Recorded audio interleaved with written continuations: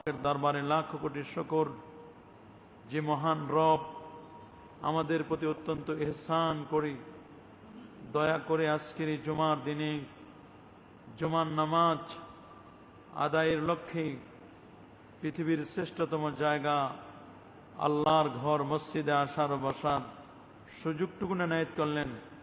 কালিমাতুশ শুকর আদায় করে আমরা পড়ে নিচ্ছি আলহামদুলিল্লাহ।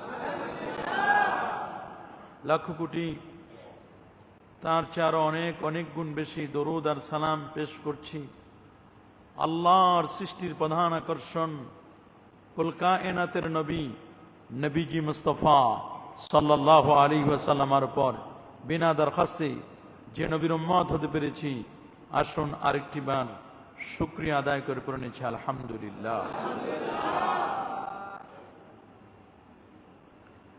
প্রিয় সুধী,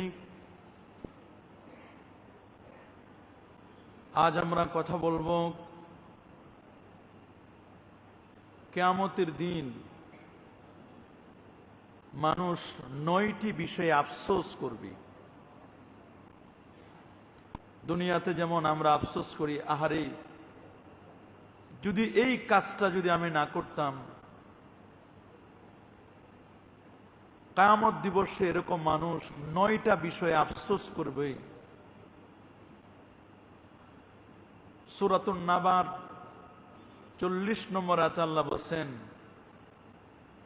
ইয়া লাইতানি কুনতু তুরাবা, হায় আফসোস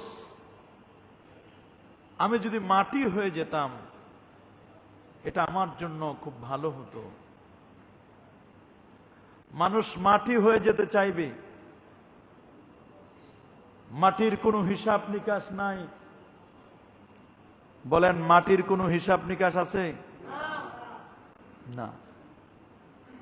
কিয়ামতের দিন শাস্তি দেখে, অবস্থা দেখে মানুষ বলবে, হায় হায় আমি মাটি হয়ে গেলে মনে হয় ভালো হতো।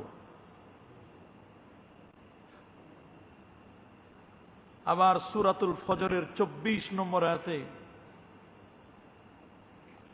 কিয়ামতের দিন মানুষ আফসোস করবে, হায় যদি পরকালের জন্য কিছু করতাম। পরকাল, এই জগৎ ছাড়াও যে আরেকটি জগৎ আছে, সেই জগতের জন্য মানুষ কে কি আমরা পাঠিয়েছি। আমরা বিদেশে যাওয়ার আগে হোটেল বুকিং দেই কি না? বলেন না, বিদেশে যাওয়ার আগে হোটেল বুকিং দেয় না? হোটেল বুকিং দেই, খাবার দাবার কোথায় হবে সেগুলো ব্যবস্থাপনা করি, টিকিট কাটি, পাসপোর্ট, ভিসা, কত কিছু অ্যারেঞ্জমেন্ট, দেশের বাইরে যাব।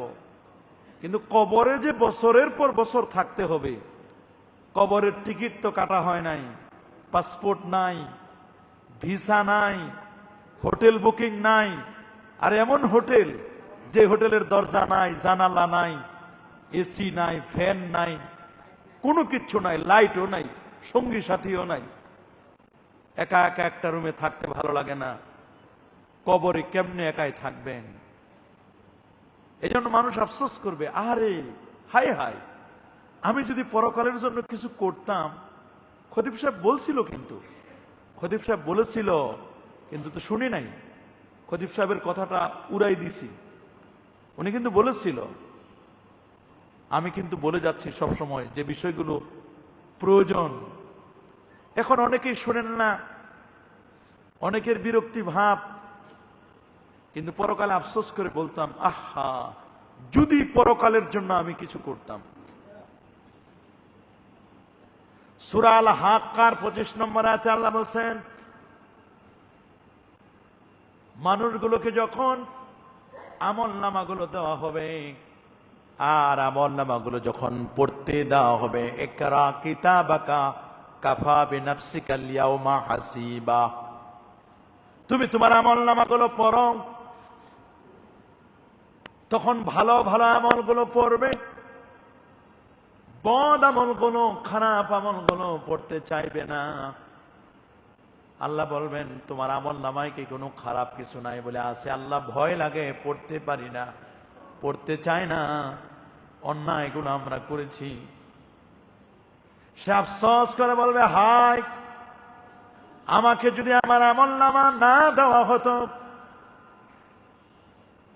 পরীক্ষার যে রেজাল্ট হবে, অনেক ছাত্র যাদের পরীক্ষা খারাপ হয়েছে তারা বলবে যদি রেজাল্টটা প্রকাশ না হইতো তাহলে ভালোই হতো।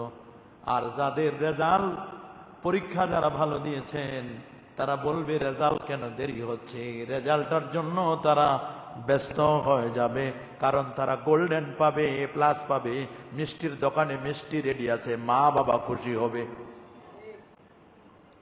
কিন্তু যে ছাত্রটা পরীক্ষায় ফেল করবে ও আগে জানে, আগে থেকে বুঝেছে। আল্লাহু আকবার বলেন। ইমামে ফখরুদ্দিন রাজি রহমাতুল্লাহ আলাইহি তাফসীরে কাবীরের মধ্যে সূরাতুল বাইয়িনার তাফসীরে লিখেন, কোন ব্যক্তি যদি 70 বছর 80 বছর যদি হায়াত পায়, 100 বছরও যদি হায়াত পায়, নামাজ ফরজ এটা বিশ্বাস করে কিন্তু এক ওয়াক্ত নামাজও পড়তে পারল না, এক ওয়াক্ত নামাজও পড়ার সুযোগ হলো না, পড়তে পারল না, লা ইয়াকফুরু, এই লোকটা কাফের হবে না। যেহেতু নামাজকে সে অস্বীকার করে নাই, পড়তে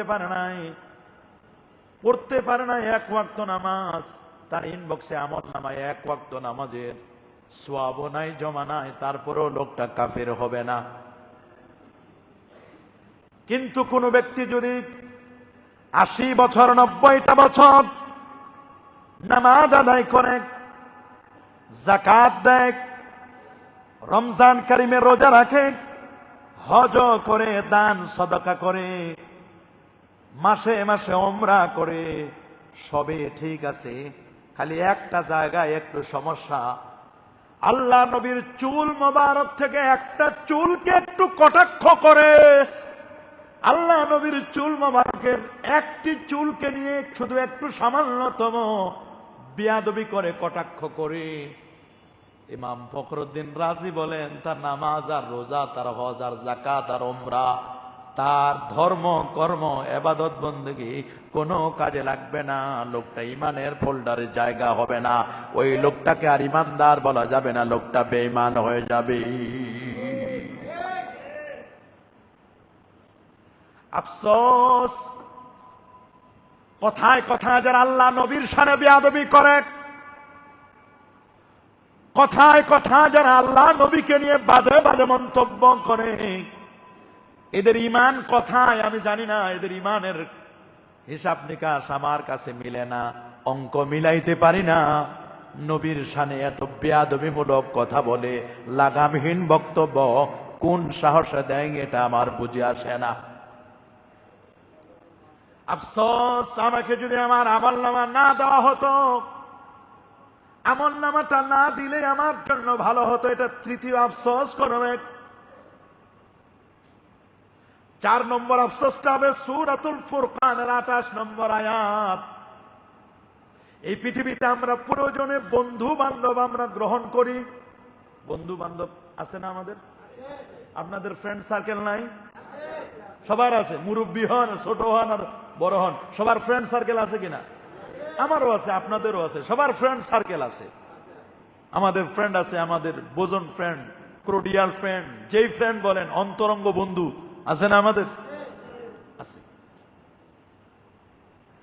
বন্ধু বন্ধু, সব বন্ধু বন্ধু না, কোন কোন বন্ধু বন্দুকের ভূমিকা পালন করে। সব বন্ধু কি বন্ধু? সামান্য একটু পদ পদবীর কারণে কেউ হয়তো বা সাপোর্ট হয়েছে আর কেউ সাপোর্ট হয় নাই, এই জন্য এক বন্ধু আরেক বন্ধুরে গুলি করে শেষ করে দিল। চট্টগ্রামের ঘটনা, একটা আরেকটারে দেখতে পারে না। সামান্য একটু মনোমালিন্য, দুনিয়ার একটু ক্ষমতা, এই তো আজ আছে কাল নাই, মরে গেলে সব শেষ, লাশ।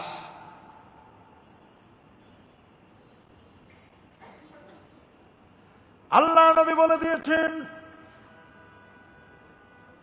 তুমি বন্ধু রূপে গ্রহণ করবা এমন লোককে যিনি মুত্তাকি, যিনি পরহেজগার। একটা টাকাও খরচ করলে বেদিন, বেঈমান, মুনাফিক, নাস্তিকদের জন্য খরচ করবা না। খরচ যদি করতেও চাও, একটা ভালো মানুষকে হোটেলে নিয়ে খাওয়াও, এই টাকাটা তোমার কাজে লাগবে। এমন লোকরে খাওয়াবা না যেই টাকা তোমার কোনো কাজে লাগবে না। লা তাকুল তুআমাকা ইল্লা তাকিয়ান। আল্লাহ নবী বলেন, মুত্তাকি ব্যক্তি ছাড়া একটা টাকা অন্যের জন্য তুমি খরচ করবা না। সে আফসোস করে বললেন, হায় আমি যদি ওকে বন্ধু রূপে গ্রহণ না করতাম, কেন যে তারে বন্ধু বানাইলাম, কেন যে তারে নেতা বানাইলাম। নেতা তো দুনিয়াতে আমারে পার করতে পারে না, আখিরাত তো বহু দূরের কথা। কেমন নেতা বানাইলাম, সেই নেতা দুনিয়ায় আমার কোনো উপকার করতে পারে না, সেই নেতা আমারে কেমনে আখিরাতে পার করবে।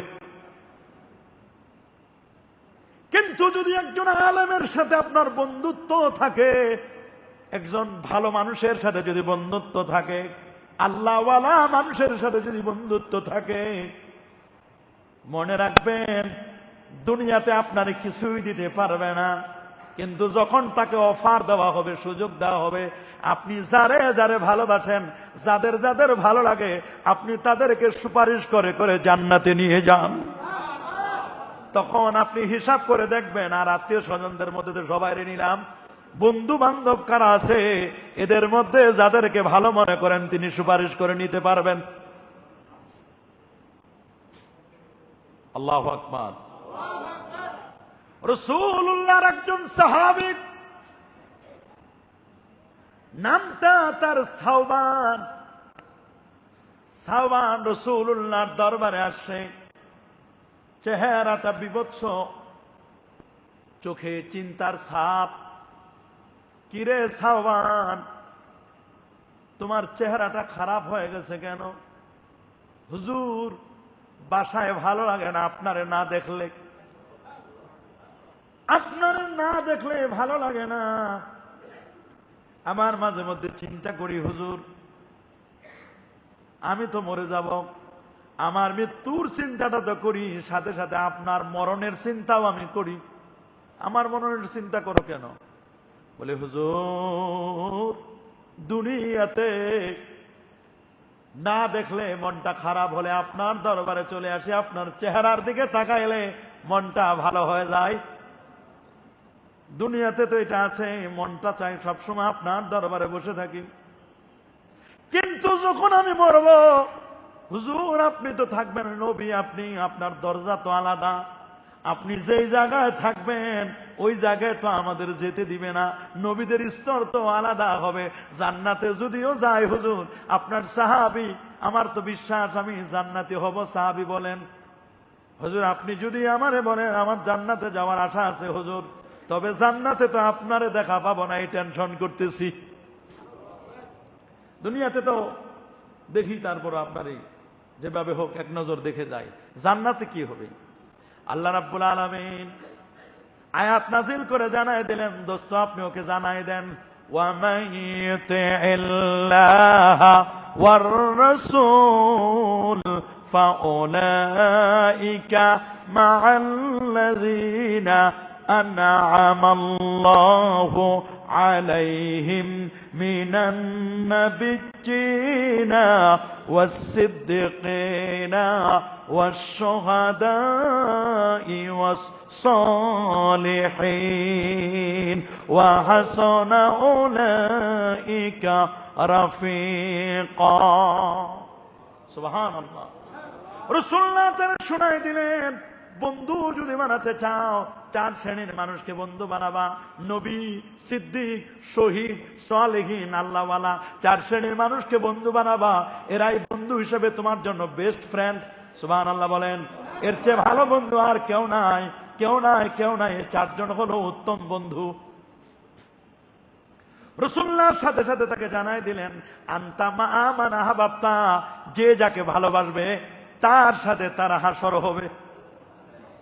বলেন না, তার সাথে তার, আরো জোরে বলেন, যে যাকে ভালোবাসবে তার সাথে তার, যে যাকে ভালোবাসবে তার সাথে তার হাসর হবে। সুবহানাল্লাহ। আল্লাহু আকবার বলেন। যে যাকে ভালোবাসবে তার সাথে তার হাসর হবে। হযরতে রবিয়া ইবনে কাব আল আসলামী, নামটা মনে রাখবেন, রবিয়া। কি নাম? হযরতে রবিয়া ইবনে কাব আল আসলামী, তিনি বলেন কুনতু আবিতু মা রাসূলিল্লাহ সাল্লাল্লাহু আলাইহি সাল্লাম, আমি আল্লাহ নবীর সাথে নবীজির হুজরা মোবারকে নবীজির পাশে আমি ঘুমাই, নবীর খেদমত করি। ফাতাইতুহু বিওয়াজুহি ওয়া হাজাতিহি, রাতের বেলায় নবীর হাজত হলে আমি যত রাতে হোক না কেন নবী কখন ডাকবে হুজুর পানিটা আমি আগায় দেই, নবীর হাজতের জন্য আমি সবগুলো আগায় দিই। পাথর লাগলে পাথর দিই ঢিলাগুলোকের জন্য, উজুর পানি লাগলে উজুর পানি দিই, বাথরুমের পানি লাগলে বাথরুমের পানি দিই। ফাকাল আলী, একদিন তাহাজ্জুদের সময় নবী আমারে বললেন, সাল ইয়া রবিয়া, রবিয়া রে, এতদিন ধরে খেদমত করো, কোনদিন তো কিছু চাইলা না, আজকে তোমারে সুযোগ দিলাম, যা চাও আমি রাসূলুল্লাহ তোমারে তাই দিয়ে দিব। এতদিন ধরে খেদমত করো রবিয়া, কোনদিন বলি নাই তুমি কি চাও, এটা বলি নাই। আজকে আমি রসুলের মনটা চাচ্ছে তোমার একটা কিছু দিতে, তোমার খেদমতে আমি রসুল খুশি হয়ে গেছি। গতকালকে হাদিসটা পড়লাম, রসুল বলেন সাল, চাও। ফাকুলতু, হুজুর আমি কি চাইবো? কিছুই না হুজুর, কিছুই না। বলে না চাও, যা চাইবা তাই দেব। সাহাবী বললেন আসআলুকা মুরাফাকাতাকা ফিল জান্নাহ, কিছুই লাগবে না হুজুর, আপনি যেই জান্নাতে থাকবেন, দুনিয়াতে যেমন আপনার বিছানার পাশে আমার একটু শোয়ার একটু জায়গা আছে, আপনি যেই জান্নাতে থাকবেন আপনার কদমের পাশে আমারে একটু খালি জায়গা দিয়ে, আমার একটু খালি জায়গা দিয়ে, আর বেশিও লাগবে না, অন্য কিছু চাই না হুজুর, খালি আপনার মুরাফাতাকা ফিল জান্নাহ, জান্নাতে আপনার সিটের পাশে একটু জায়গা দিবেন। সুবহানাল্লাহ, সুবহানাল্লাহ। ক্বালা, নবীজি বলেন আওয়া গায়রা যালিক, তুমি কি এইটাই চাও না আর অন্য কিছু চাও, আরো কিছু কম চাও?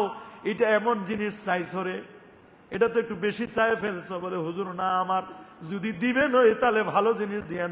গত জুমায়ও বলছি চাইলে সবচেয়ে বড়টা চাইবেন। গত জুমায় বলে গেছি, যদি কখনো চান, কেউ যদি আপনারা অফার করে, লাখ চাইবেন না, কোটি চাইবেন। কি চাইবেন? কম জিনিস চাইবেন না, চাইলে কম চাই লাভ কি? রাসূলুল্লাহ তারা অফার দিছে যে চাও, যা চাইবা আমি দিব। আল্লাহু আকবার বলে, এমন চাওয়া চাইছে। আসআলুকা মুরাফাতাকা ফিল জান্নাহ, হুজুর আমি আপনার জন্য আপনার সাথে জান্নাতে আপনার সিটের পাশে আমার সিটটা আপনার পায়ের নিচে থাকতে চাই। আহারে কি আশা! সুবহানাল্লাহ, সুবহানাল্লাহ। নবী বলেন আওয়া গায়রা যালিক, কুলতু হুয়া যাকা, হুজুর আর অন্য কিছু না, খালি এইটুকু দিলে হবে। আর কিছু চাও না হুজুর? আর লাগবে না, এইটুকু যথেষ্ট, আমি ছোট মানুষ, আর কি চাইবো আপনার কাছে? আপনার সিটের পাশে দুনিয়াতে যেমন আছে, জান্নাতে আপনার পাশে একটু থাকবো, এইটুকু যথেষ্ট। সুবহানাল্লাহ, সুবহানাল্লাহ।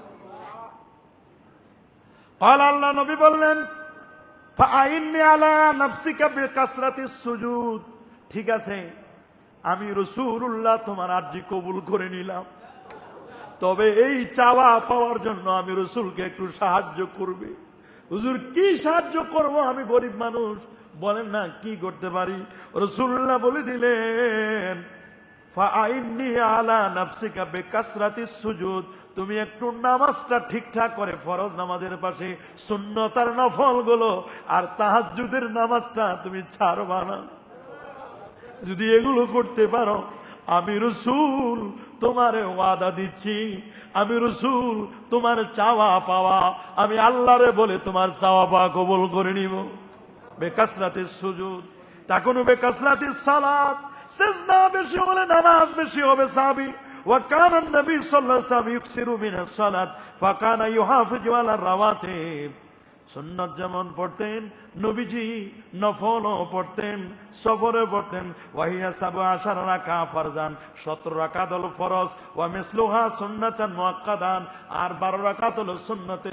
12 রাকাত কি সুন্নতে মুআক্কাদা, এগুলো তুমি পড়বা, এগুলো পড়বা। সুম্মা কানা সাল্লাল্লাহু আলাইহি ওয়াসাল্লাম ইয়াকুমুল লাইল, এরপর আল্লাহ নবী রাতে জেগে জেগে তাহাজ্জুদের নামাজটা পড়তেন।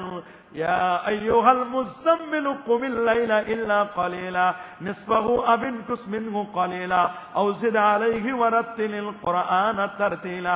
আল্লাহ নবী বললেন তাহাজ্জুদটা পড়বা। ওয়া কানা সাল্লাল্লাহু আলাইহি ওয়াসাল্লাম ইয়ামুরু বিসসালাতিদ দুহা, আর বললেন চাষতের নামাজটা পড়বা। ইউরাকিবু ফিহা, নবীজি বলেন মান হাফাজা আলা শুফাতিদ দুহা গুফিরা লাহু যুনুবুহু ওয়া ইন কানাত মিসলা যাবাদিল বাহার। কেউ যদি চাষতের নামাজটা 4 রাকাত চাষতের নামাজ পড়ে রে, শরীরের মধ্যে যত অঙ্গ প্রত্যঙ্গ গিট আছে, যতগুলো শরীরের গিট আছে, এই গিটগুলো 360টা জরা, প্রত্যেকটা জরার সদকা হবে। আর সমুদ্রের ফেনা পরিমাণ গুনাহ যদি হয়, আল্লাহর নবী বলছেন ফেনা পরিমাণ গুনাহ আল্লাহ মাফ করে দিবেন। রাসূল বলেন এই কয়টা আমল যদি করতে পারো, আমি তোমারে ওয়াদা দিচ্ছি গভীর রজনীতে একটা ডাকের যে দ্বিতীয় ডাক দেওয়ার লাগে নাই। যখনই আমি বিছানা থেকে উঠছি, সাথে সাথে পানি তুমি হাজির করে দিয়েছো, সাথে সাথে উজুর পানি ব্যবস্থা করে দিয়েছো, ওয়াশরুমের পানি ব্যবস্থা করে দিয়েছো। রে রবিয়া, তুমি যেটা চাইছো আমি সেটাই পূরণ করব। শর্ত হলো নামাজটা ঠিকঠাক করে পড়বা, ফরজ নামাজের পাশে সুন্নাত পড়বা, দোহা চাষতের নামাজ পড়বা, আওয়াবিন পড়বা, এশরাকটা পড়বা, আর তাহাজ্জুদের নামাজটা যেন মিস না হয়। এইটা দিয়ে যদি আমার একটু সাহায্য করো, আমি রাসূল তোমার চাওয়া পাওয়াটা হাসরের দিনে আমি কবুল করে নিব। তোমার চাওয়া পাওয়া আল্লাহ কবুল করে নিবেন। আল্লাহু আকবার, আরো জোরে বলেন আল্লাহু আকবার। কেমন চাওয়া কেমন পাওয়া। আমরা হলে চাইতাম 1 কোটি টাকা দেন, টাকা চাই নাই, চাইছেন হুজুর আপনার পাশে জান্নাতে একটু থাকতে চাই। 5 নম্বর আফসোস করবে মানুষ, সূরাতুল আহজাবের 66 নম্বর আয়াত। হায় আমরা যদি আল্লাহ এবং আল্লাহ রাসূলের আনুগত্য করতাম, যদি নবীর আনুগত্য করতাম, আল্লাহর আনুগত্য করতাম, দুনিয়ায় যদি একটু আল্লাহ আল্লাহ রসুলের কথা মানতাম। হুজুররা তো বলছিল, হুজুরদেরকে তো পাত্তা দেয় নাই, হুজুরদের পাত্তা দেয় নাই। অনেকেই হুজুরদের পাত্তা দিতে চায় না, বলে হুজুররা এগুলো বলবে, বলক। হুজুরদেরকে পাত্তা না দেওয়ার কারণে কিয়ামতের দিন আফসোস করবে, আহারে যদি হুজুরের কথাটা শুনতাম, আল্লাহ আল্লাহ রসুলের আনুগত্য করতাম, কতই না ভালো হতো। 6 নম্বর আফসোস, 6 নম্বর আফসোস করবে, হায় আমি যদি রাসূলুল্লাহর পথ অবলম্বন করতাম। সূরাতুল ফুরকানের 27 নম্বর আয়াত। কেন যে রাসূলকে বাদ দিয়ে দিলাম, রাসূলের পথটা যদি আমি অবলম্বন করতাম, এটা আমার জন্য কতই না ভালো হতো। সুবহানাল্লাহ, আল্লাহু আকবার। কতই না ভালো হতো যদি রাসূলুল্লাহর পথটা, রাসূলুল্লাহর তরিকাটা যদি আমি অবলম্বন করতাম, কতই না আমার জন্য ভালো হতো। একজন মহিলা একটা চাদর বানাইলেন। কি বানাইছে? চাদর। হাদিসটা বুখারী শরীফের হাদিস, 369 নম্বর হাদিস, আন্তর্জাতিক নাম্বারে 376 নাম্বার। 376 আর 369, 258 নম্বর পরিচ্ছেদটা। উনি বলেন আল্লাহর নবীর জন্য আমি একটা বুখারীর 1203 নম্বর হাদিসে আসছে, সহিহুল বুখারী 1203 নম্বর হাদিস। হযরত আব্দুল্লাহ ইবনে মাসলামা বলেন, সাহাল বিন সাদ বিখ্যাত একজন সাহাবী এই হাদিসটা বর্ণনা করছেন। একজন মহিলা মেয়ে মানুষ রাসূলুল্লাহর জন্য একটা চাদর বানাইলেন। সামনে শীত আসতেছে, রাসূলুল্লাহর গায়ে যেন শীত না লাগে, একটু মোটা দেখে নবীর জন্য কয়েক বছর যাবত একটা চাদর বানায়। প্রতিদিন চাদরটা দেখে এই চাদরটা আমার রাসূল গায়ে দিবে, আমার জীবনটা বড় ধন্য হবে। বুখারীর বর্ণনা। প্রতিদিন চাদরটা একটু একটু করে বানায়, আর জীবনের আশা রাসূলুল্লাহ আমার এই চাদরটা গায়ে দিবে, একটু বড় করে বানায়। কোনদিন যদি রাসূলুল্লাহর লুঙ্গি শর্ট পরে, আমার চাদরটাকে লুঙ্গি হিসাবেও পড়তে পারবে। আল্লাহু আকবার। সাহাল রাদিয়াল্লাহু তাআলা বলেন, চাদর বানানো শেষ। চাদর বানানো চাদর বানানো শেষ। মহিলা বললেন, চাদর খানি আমি নিজ হাতে বুনেছি এবং এটা আপনার পরিধানের জন্য আমি নিয়ে এসেছি, হুজুর নেন, বরকত আপনার থেকে একটু দোয়া নিব, এই নেন হুজুর, চাদরটা আপনার জন্য আমি বানাইছি।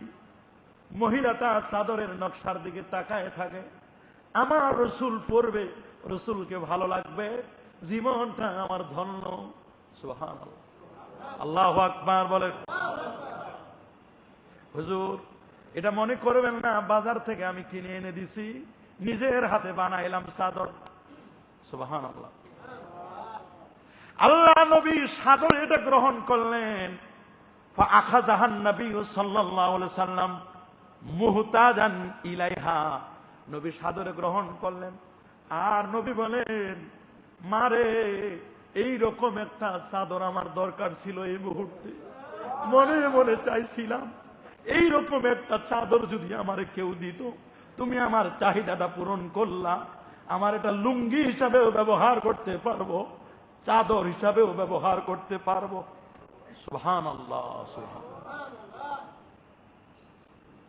নবীজি গ্রহণ করলেন, চাদরের প্রয়োজন ছিল। তারপর তিনি এইটাকে প্রথমে ইজার রূপে পরিধান করে নবীজি সাহাবায়ে কেরামের সামনে বলে, আমি একটু বাসার ভিতরে যাই। হুজরা মুবারকের ভিতরে গেলেন, মহিলাটাও দূরে পর্দার সাথে দাঁড়ায় আছে। দেখি রাসূলুল্লাহ আমার দেওয়া চাদরটা পরে কিনা, গায়ে দেয় কিনা, দুইটাই ব্যবহার করা যাবে, ইজার লুঙ্গি হিসাবেও ব্যবহার করা যাবে, এটাকে চাদর হিসাবেও পরা যাবে। দেখলেন নবীজি ভিতরে যাইয়া সুন্দর করে লুঙ্গি পরে আসছেন, ওইটাকে লুঙ্গি হিসাবে পরে আসছেন। মহিলা দেখে মহা খুশি, রাসূলুল্লাহ আমার চাদরটা ইজার রূপে গ্রহণ করেছেন। আমাদের সামনে নবীজি তাশরিফ আনলেন। এক ব্যক্তি তার সৌন্দর্য বর্ণনা করতে লাগলো, একজন সাহাবী ছিল পাশে, উনি খালি রাসূলুল্লাহর সৌন্দর্য বর্ণনা করতে লাগলেন। ইয়া রাসূলুল্লাহ, আপনারে খুবই মানাইছে এই চাদরটা, হুজুর এত আপনারে মানাইছে হুজুর, খুব ভালো লাগতেছে, দেখতেও খুব অ্যাট্রাকটিভ, খুবই ভালো লাগছে হুজুর, খালি ঝলঝল করতেছে, একের পর এক খালি প্রশংসা করতে আছে। সুবহানাল্লাহ বলে, আরো জোরে বলে, একের পর এক প্রশংসা করতে লাগলো। মা আহসানাহা, এটা বুখারীর বর্ণনা। বুখারী শরীফ তো জানাতন কিতাব নয়, কোরআন মাজিদের পরে বুখারীর স্থান। সুবহানাল্লাহ বলেন। আল্লাহর নবী তিনি শুনলেন এত কেন প্রশংসা করতেছে লোকটা। এক পর্যায়ে বললেন, হুজুর হুজুর মা আহসানতা লাবিসাহান নবী সাল্লাল্লাহু আলাইহি ওয়াসাল্লাম মুহতাজান ইলাইহি সুম্মা সাআলতুহু ওয়া আলিমতা আন্নাহু লা ইয়ারুদ্দু। হুজুর বললেন, কেমন লাগতেছে? বলে ভালো। সাহাবী খালি প্রশংসার উপর প্রশংসা, একের পর এক প্রশংসা করতে আছেন। নবীজি বলেন, বুঝেছি, এত কেন প্রশংসা করো? কেউ হুজুর বুঝেন আর নাই বুঝেন, এটা আমারে দিলে আমি খুশি হব। আচ্ছা দেখেন কি কারবার, আল্লাহু আকবার বলেন। আর আল্লাহ নবী এমন ছিলেন, কেউ যদি কোনো কিছু চাইতো নবীজি কোনো দিন তারে ফিরাইতেন না। আল্লাহু আকবার, আল্লাহু আকবার। কেউ যদি কোনো কিছু চাইতো নবীজি কোনোদিন কাউরে ফিরাইতেন না। এতক্ষণ প্রশংসা করলেন, প্রশংসা করে বলে, হুজুর এটা যদি আমারে দিতেন। আশপাশের সাহাবীরা একটু রাগ হয়ে গেল। মহিলাটা চাদরটা কতদিন ধরে বানাইতেছে, নবী একটা দিন পুরাও পড়তে পারলো না, তোমার এত লোভ হইলো কেন? ওরা নিয়ে গেছে। বলে, ভাই এর কি কামটা করলা তুমি, বলো এটা কি ঠিক হয়েছে? তোমার প্রশংসা করছো তো চাইলা কেন নবীরে? তুমি জানো না নবীর কাছে চাই, নবীর কাছে চাইলে নবী কখনো ফেরত দেয় না। এখন সাহাবীও একটু কেমন কেমন বললেন যে, হারে রসুল যে এরকম দিয়েই দিবে এটা তো বুঝি নাই আমি। সুবহানাল্লাহ, আল্লাহু আকবার বলেন। একটু বকাবকি করলেন ওনাকে অন্যান্য সাহাবীরা, কিন্তু এই সাহাবী ওয়াল্লাহি ইন্নী ওয়াল্লাহ বলে ভাই আমি চাদরটা কোনো লোভের কারণে চাই নাই, তোমরা যা মনে করতেছো চাদরের প্রতি আমার লোভ আকর্ষণ, এটার কারণে না, এটার কারণে না। ইন্নি নিশ্চয় আমি আল্লাহর কসম মা সালতুহু ইল্লা, এই জন্য আমি চাই না এলে আলবাসাহু, এটা আমি পরবো, গায়ের মধ্যে পরিধান করব এই চাদরটা, নবীর ইজারটা, লুঙ্গিটা যেটা নবী এই মুহূর্তে গায়ে দিছেন ওইটা আমি পরবো, এই জন্য আমি চাই নাই। তোমরা মনে হয় আমার একটু ভুল বুঝতেছো। বলে কেন চাইলা? বলে আমি চাইছি ইন্নামা সালতুহু লিতাকুনা কাফানি, এই জন্য চাইছি এই চাদরটা আমি যখন মারা যাব রাসূলুল্লাহ যদি আমারে দান করে আমি এটা কাফনের কাফন বানাবো। আল্লাহু আকবার, কাফনের কাফন বানাবো, অন্য কোন উদ্দেশ্যে চাই নাই, কাফনের কাফন বানাবো এই জন্য চাইলাম রে, তোমরা আমারে ভুল বুঝো না। কলা সাহাল, সাহাল বলেন ফাকানাত কাফানাহু, এই লোকটি যখন মারা যাবে মৃত্যুর সময় ওসিয়ত করে গেল, মৃত্যুর সময় ওসিয়ত করে গেল আমি যদি মারা যাই আমার এই রাসূলুল্লাহর গায়ে লাগা চাদরটা, মহিলাটাও বড় খুশি হয়ে গেল, রাসূলুল্লাহ পরেছেন এটা আমার কাফনের কাপড় লাগাবে। রাসূলুল্লাহ তাকে দিয়ে দিলেন, নাও তোমার মনের আশা আমি পূরণ করে দিলাম, যা যা যা মনের আশা আমি পূরণ করে দিলাম।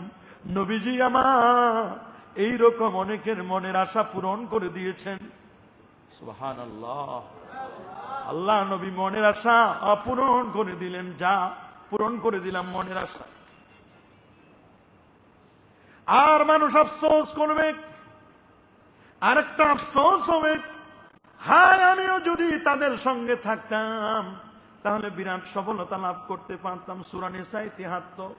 আরেক জায়গায় আছে রুবামা ইয়াওয়াদ্দুল্লাযিনা কাফারু লাউ কানু মুসলিমিন, মানুষগুলো যখন সব বিদায় হয়ে যাবে, ইসরাফিলের সিংহায় ফুৎকার হবে, হিসাব বিকাশ হবে, জান্নাতীরা জান্নাতে যাবে, জাহান্নামীরা জাহান্নামে যাবে।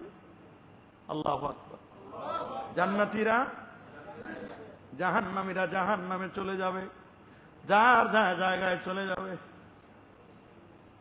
হঠাৎ করে জাহান্নাম থেকে একটা আওয়াজ আসবে, একটা আওয়াজ আসবে রে, কঠিন একটা আওয়াজ আসবে, কান্নার আওয়াজ রোল পড়ে যাবে জাহান্নামে।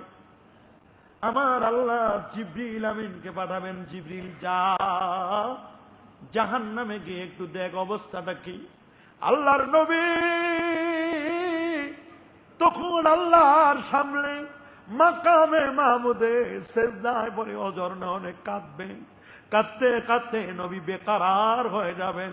মুসনাদে আহমদের হাদিস, কাঁদতে কাঁদতে নবী বেকারার হয়ে যাবেন, এত কান্না কাঁদবে জিবরাইলও সহ্য করতে পারবেন না। আমার আল্লাহ বলবেন, দোস্ত কেন এত কাঁদেন, মাথাটা উঠান না দেখি কি হয়েছে, আপনি বলেন না কি সমস্যা। জিবরাইলও রিপোর্ট নিয়ে আসবে। জিবরাইল যখন জাহান্নামে যাবে, হযরতে মালিক আলাইহিস সালাম জাহান্নামের কি পাঠ, জাহান্নামের তত্ত্বাবধায়ক আল্লাহ তাকে দিয়ে দিয়েছেন জাহান্নামটা দেখাশোনা করার জন্য। বলে একটু উঠাও তো জাহান্নামের ঢাকনাটা, একটু দেখি কার কি অবস্থা। দেখবে রে কতগুলো মানুষের চেহারাগুলো পুরে পুরে ছাই হয়ে গেছে, একেবারে ভস্ম হয়ে গেছে। আর কতগুলো মানুষের চেহারা দেখবে ছাই হয় নাই, কয়লার ভিতরে একটা মিটি মিটি মিটি মিটি করে একটু নূর জ্বলে, একটু আলো জ্বলে। এই কয়লাগুলো সামনে আসবে, কয়লাগুলো এবার কথা বলবে। আপনি মনে হয় কোন গজবের ফেরেশতারা, আপনার যে একটু চেনা চেনা লাগে, নামটা কি আপনার? বলবে আমার নাম জিবরিল। বলে হ্যাঁ, আপনার নামটা আমরা দুনিয়ার জমিনে শুনছিলাম, আপনি মনে হয় আমাদের আখেরি নবীর কাছে এসেছিলেন। বলে হ্যাঁ আসছি, একবার নয় দুবার নয়, 24,000 বার আমি এসেছি, 24,000 বার আসছি। বলে এই জন্য তো আপনার একটু চেনা চেনা মনে হচ্ছে, আপনার নামটা শুনে আমরা বুঝেছি আপনি কোনো গজবের ফেরেশতা না। বলে আপনি কি আমাদের নবীর সাথে কোনোদিন দেখা হবে? বলে হ্যাঁ আজকেই হবে। বলে আপনি আমাদের একটু সালামটা পৌঁছায় দিবেন, আর আখেরি নবীকে একটু বলবেন আমাদের যেন একটু মুক্তির জন্য ব্যবস্থা করি। জাহান্নামের আগুন আমাদের জ্বালায়া শেষ করে দিয়েছে, কয়লা হয়ে গেছি, কিছুই নাই, বড় কঠিন অবস্থায় আমরা আছি। আমাদের সালামটা একটু পৌঁছাবেন আর আমাদের একটু মুক্তির ব্যবস্থা করবেন। জাহান্নামে পুরে পুরে আমরা নিঃশেষ হয়ে গেছি। আমরা জিবরিল আমিন আসবেন, আসে কান্নার রোল, নবীজিও কাঁদবেন। আল্লাহ বলবেন দোস্ত কাঁদবেন না আপনি, আমি তো ওয়াদা দিয়েছি আপনাকে খুশি করব। যারে যারে ভালো লাগে, যারা আপনার কলেমাটা পড়েছে লা ইলাহা ইল্লাল্লাহ মুহাম্মাদুর রাসূলুল্লাহ, এই কলেমাটা যারা পড়েছে, আপনি যাদেরকে আপনি চিনেন, চিনে কলেমাটা শুধু আছে, কালেমাটা শুধু আছে, এই কালেমাটা দেখে দেখে চিনে এদেরকে আলাদা করে আপনি আলাদা করে জান্নাতের ব্যবস্থা করেন। নবীজি জাহান্নামের কিনারায় যাবেন, যাওয়ার পরে দেখবো ওই কয়লাগুলো চলে আসবে। তখন বলবেন যারা কলেমাটা পড়েছে লা ইলাহা ইল্লাল্লাহ মুহাম্মাদুর রাসূলুল্লাহ সাল্লাল্লাহু আলাইহি সাল্লাম, ওই কলেমার ওই আলোটা চতুর্দিকে কয়লা, ভিতরে শুধু মিটি মিটি করে জ্বলবে। এটা কলেমার আলো, ওইটা হলো তাওহীদ এবং রিসালাতের আলোটা জ্বলবে। ওই যে আলোটা জ্বলবে, ওই আলোটা দেখে দেখে তখন ওদেরকে আলাদা করবে। আর অন্যান্য কাফের বেদিন বেঈমান আফসোস করে বলবে হায় হায়, ঠেলার চোটে হলেও যদি খালি কালেমাটা পড়তাম, আফসোস আমরা যদি ওই সময় হুজুররা তো বলছিল কালেমাটা যদি ঠিকঠাক করে পড়তাম, যদি খালি কালেমাটাও যদি আমাদের ঠিক থাকতো, রুবামা ইয়াওয়াদুল্লাযিনা কাফারু লাউ কানু মুসলিমিন, যদি মুসলমানও হইতাম, কালেমাটাও যদি পড়তাম, আজকে হাজার হাজার বছর জাহান্নামের আগুনে জ্বলার পরেও হলেও আমরা আজকে জাহান্নাম থেকে মুক্তি পেয়ে যেতাম। কয়লাগুলোকে আলাদা করবেন, কয়লাগুলোকে আলাদা করার পরে এবার এই কয়লাগুলোকে আলাদা করে একটা সাগরের মধ্যে, এটাকে বলা হয়েছে আবে হায়াত। সুবহানাল্লাহ বলেন, আরো জোরে বলেন। আবে হায়াত, কেউ অন্য নাম দিয়েছেন নাহারে হায়াত বলা হয়েছে। ওই কয়লাগুলো যখন ওই নাহারে হায়াত নদীর মধ্যে যখন ঢুকায় দেওয়া হবে, তখন দেখবে 120 হাত লম্বা, চেহারাটা ইউসুফ নবীর মতো, আর চরিত্রটা আমার নবীজির মতো এইরকম সুন্দর সুঠাম দেহ হবে। কিন্তু কপালে একটা দাগ থাকবে, যে আগে জাহান্নামী ছিল। এই সাইনবোর্ডটা আর মিশানো হবে না, সাইনবোর্ডটা থাকবে। এবার আল্লাহর কাছে এরা ফরিয়াদ করবে, আল্লাহ মাফ তো করলেন, কিন্তু সাইনবোর্ড দিয়ে দিলেন, মানুষ তো বুঝে ফেলবে যে আমরা আগে জাহান্নামী ছিলাম। আল্লাহ বলবেন যাও, এটাও তোমাদের মুছে দিলাম, তোমরা জান্নাতীরা যেমন ওই রকম তোমরা থাকো। আরে আফসোস আফসোস আফসোস, এখন তো বুঝেন না। খতিব সাহেব বলতেছে, ও বলবে হুজুরে এই সিঁড়ি পর্যন্ত, সিঁড়ির পরে আর চিনেন না, সিঁড়ি পর্যন্ত শেষ, সিঁড়ির পর গেলে আর কোনো খবর নাই। আফসোস আফসোস, এগুলো যা বলি আপনাদের কল্যাণের জন্য বলি বাবা, অকল্যাণের জন্য নয়। হায় আমিও যদি তাদের সঙ্গে থাকতাম তাহলে বিরাট সফলতা লাভ করতে পারতাম। হায় আমি যদি আমার রবের সঙ্গে কাউকে শরীক না করতাম। সূরা কাহাফ আফসোস করে বলবে আমি যদি আল্লাহর সাথে কাউকে শরীক না করতাম। অনেকে শরীক করে, আছে না আল্লাহর সাথে শরীক করে, আল্লাহর সাথে কাউকে শরীক করা যাবে না। এই আফসোস গুলো চলতে থাকবে, এরকম করতে করতে হায় এমন যদি কোন সুরত হতো, আমাদের আবার দুনিয়াতে পাঠানো হতো, আমরা আমাদের প্রভুকে মিথ্যা প্রতিপন্ন না করতাম, আর আমরা হতাম ইমানদারের শামিল। সূরা আনামের 27 নম্বর আয়াত। কিয়ামতের দিন বলবে আল্লাহ আল্লাহ আরেকবার কি দুনিয়ায় একটু দেওয়া যায় না? কি বলবে? আরেকবার একটু খালি দেওয়া যায় না আল্লাহ? 10 বছরের জন্য দেন খালি। 10 বছর তোর যে 80টা বছর দিলাম, আস্তে আস্তে করে তোর ভুরুগুলো পেকে গেল, দাড়ি পাকলো, চুল পাকলো, শরীর দুর্বল হয়ে গেল, এরপরও বুঝলি না।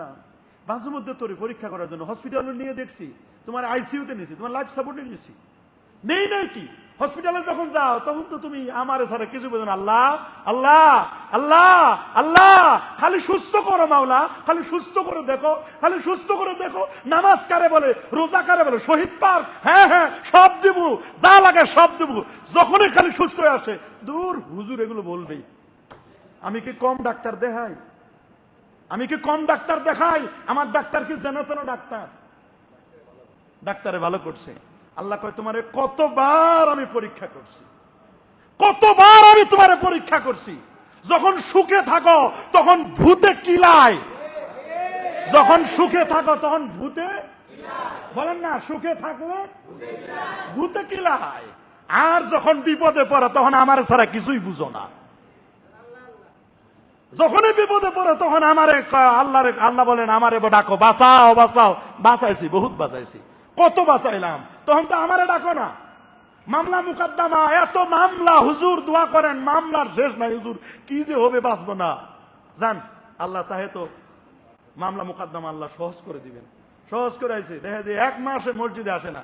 জিজ্ঞেসলাম ভাইজান খবর কি? হুজুর জীবনে দেখছেন আমি মামলায় ঠকছি। চিন্তা করে দেখেন, আমারে কয় হুজুর জীবনে দেখছেন মামলায় ঠকছি। আমি কি নরমাল উকিল ধরি? যারা উকিল ধরে 50,000, আমি উকিল ধরি 1 লাখ টাকার উকিল। আর হুজুর রে চিনে না। বিপদে পড়লে সবাই দুর্বল হয়ে যায়। আপদে বিপদে সব সময় আমরা ডাকবো কাকে? আল্লাহ কবুল করুন, মঞ্জুর করুন। আল্লাহর মেহেরবানি, মসজিদের কাজ চলতেছে, আপনারা সহজ